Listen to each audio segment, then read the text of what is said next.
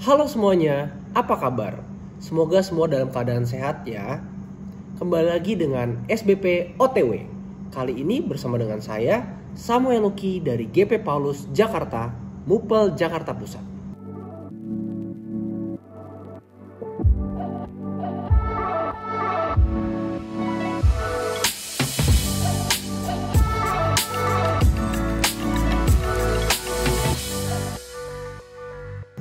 Renungan pada hari ini adalah tentang keabadian kasih Tuhan yang diambil dari Mazmur 118 ayat 1-4. Sebelum kita memulai renungan ini, mari kita bersatu dalam doa. Terima kasih Tuhan Yesus karena Engkau masih memberikan kami kesempatan untuk membaca firman-Mu dan merenungkan firman-Mu ya Tuhan. Kiranya kali ini Engkau boleh memimpin kami dengan Roh Kudus-Mu supaya kami boleh mengerti apa yang akan Engkau sampaikan kepada kami ya Tuhan. Berbicaralah ya Tuhan karena kami sudah siap untuk mendengar.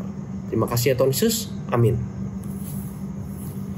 Firman Tuhan pada hari ini diambil dari Mazmur 118 ayat 1-4. Yang berbicara, nyanyian merayakan kemenangan. Bersyukurlah kepada Tuhan, sebab Ia baik. Sesungguhnya untuk selama-lamanya kasih setianya. Biarlah Israel berkata, sesungguhnya untuk selama-lamanya kasih setianya. Biarlah kaum Harun berkata, sesungguhnya untuk selama-lamanya kasih setianya. Biarlah orang yang takut akan Tuhan berkata, sesungguhnya untuk selama-lamanya kasih setianya. Keabadian kasih Tuhan. Ada sebuah lagu rohani anak-anak yang cukup terkenal dan bahkan sempat viral di media sosial, yaitu Tuhan Yesus tidak berubah, tidak berubah, tidak berubah. Tuhan Yesus tidak berubah, tak berubah selama-lamanya. Selain karena nadanya yang enak didengar, lirik lagu tersebut juga sangat sederhana dan mudah diingat. Pertanyaannya, kira-kira apa makna tidak berubah dari lirik lagu itu? Apakah itu bicara soal kemanusiaan dan ketuhanan Yesus? Atau bicara soal karakter, fisik, atau perbuatannya? Dalam bacaan kita, setidaknya disebut ada 3 kelompok orang, yaitu Israel, kaum Harun, dan orang yang takut akan Tuhan. Israel di sini adalah keseluruhan Israel sebagai sebuah bangsa yang terdiri dari 12 suku, baik kerajaan maupun rakyat jelata. Kaum Harun adalah kaum imam dari suku Lewi.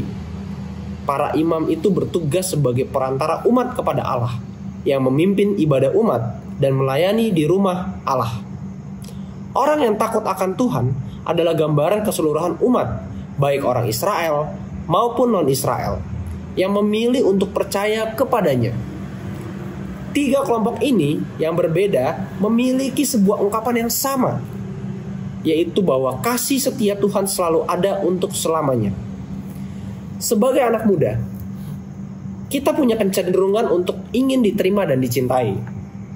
Terkadang ada orang yang membawa harapan, namun kita kecewa karena kelihatannya berubah dan ia pergi meninggalkan kita. Kasih dan setia Tuhan tidak seperti itu yang diberikan manusia kepada kita, karena sifatnya tetap dan abadi.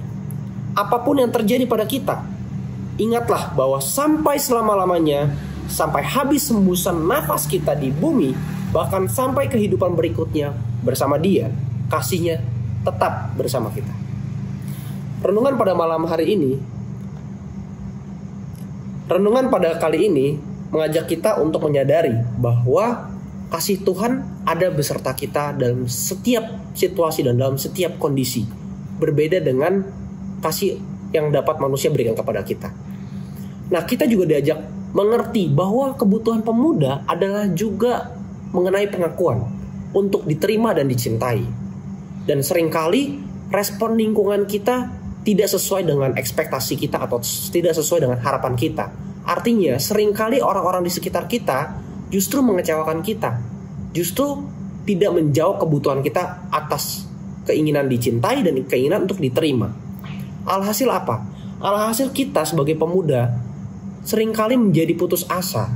Dan karena keputusasaan tersebut, kita menjadi merasa tidak berharga, sehingga kita melakukan hal negatif yang mengkonfirmasi kerendah dirian pemuda tersebut.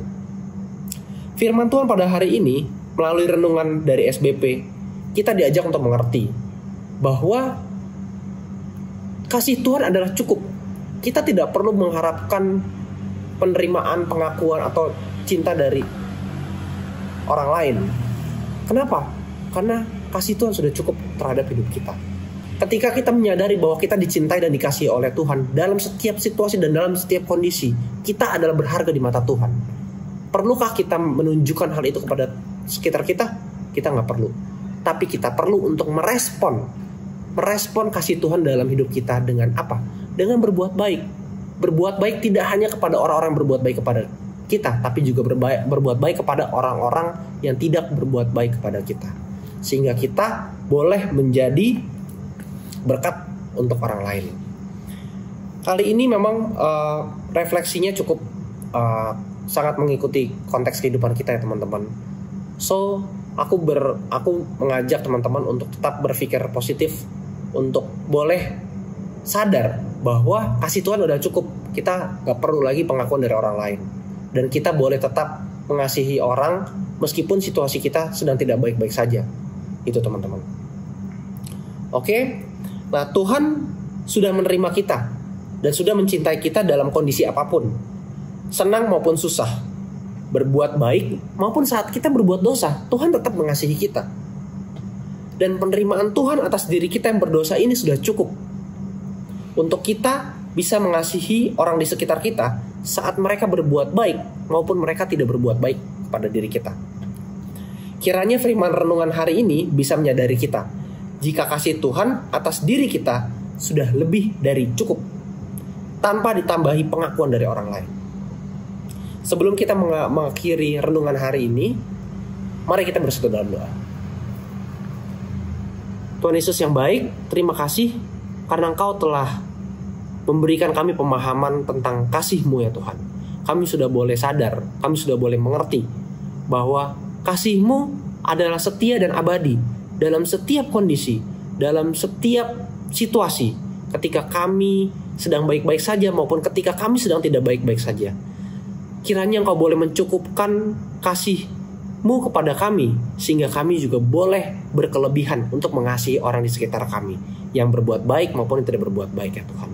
Ya Tuhan, berkatilah firman-Mu ini supaya boleh tumbuh di dalam hidup kami dan boleh berakar kuat dalam hati dan pikiran kami, sehingga kami boleh juga menjadi pelaku firman, tidak hanya menjadi pembaca firman.